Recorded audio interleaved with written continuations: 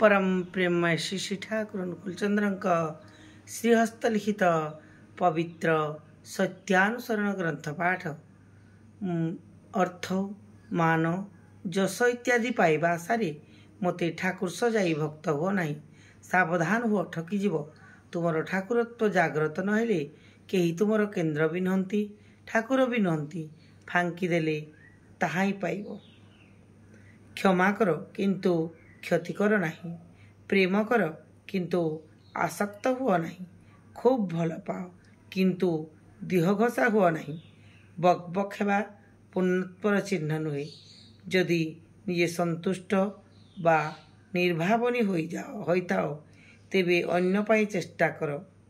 जो परिमाण रे दुखर कारण रे मन संलग्न होई अभिभूत हेबो सेही परिमाण रे हृदय रे भय आसीबो ओ दुर्बलताग्रस्त होई पड़िबो। जदि रक्षा पाइबाकू चाह भय एवं दुर्बलता बोली किछि रख नाही। सच्चिंता एवं सत्कर्म रे डूबी रुह। असत्रे आसक्ति हेतु भय शोक ओ दुख आसे। असत परिहार कर। सत्रे अवस्थान हो त्राण पाइब। सच्चिंता रे निमज्जित थाओ। सत्कर्म तुमर सहाय हेबो एवं तुमर चतुर्दिग सत् होई सब समय रे तुमको रक्षा करिबो ही करिबो।